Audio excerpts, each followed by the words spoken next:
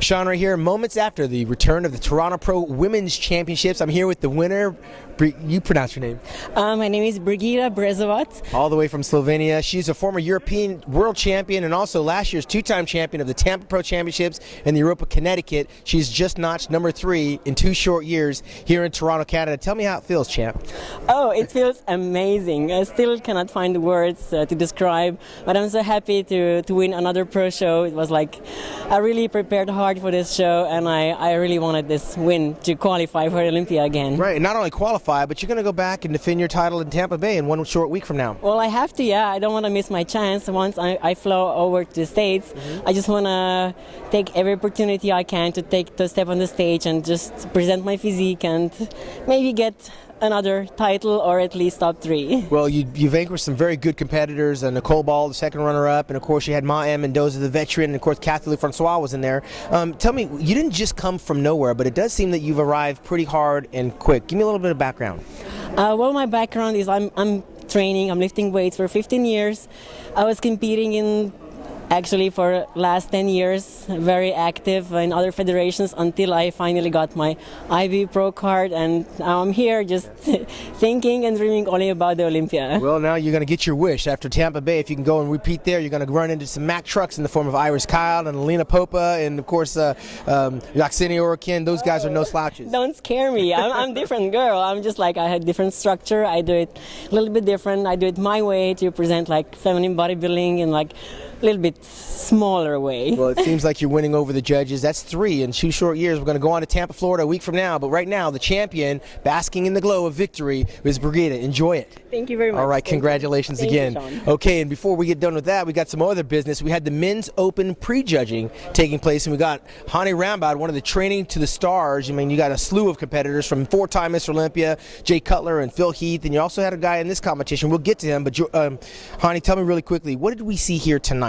Oh, we had a really good competition. I mean, for this is the first time I've been in a show in Canada, and it's an amazing turnout. I mean, you know, for a first year, it's a super show. I got to, give my hats off to Ron and the guys. They did a really good job. So, and the caliber was really, really good. Well, let's cut to the chase, man. I mean, we saw Craig Richardson we didn't see in the past couple of years. Does this guy mean business or what? Yeah, man. Craig just, kind of went back to the basics and, was really able to get harder, grainier.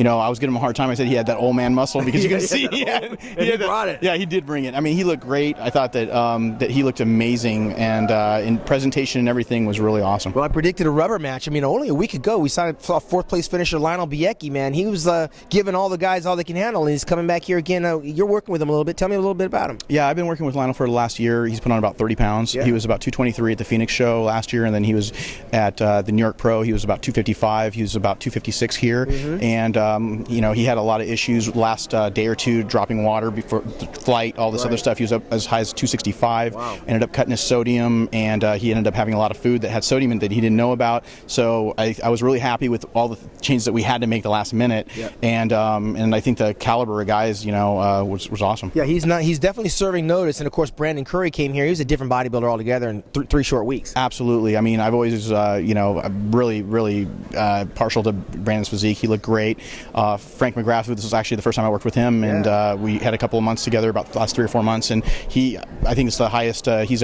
never been in the first call out. Yeah, he got there. Yeah, and he got there, and he was out there, and he was battling it out. So it was a really good top 5. Yeah, and it's definitely a deep lineup here. The top 5 guys are very good, and we can't discount Robert Piorkowicz. I mean, this guy's been doing the business from back in February, but this was only the prejudging, and tomorrow we kick it off again with the prejudging for the 202 and the finals for the open men.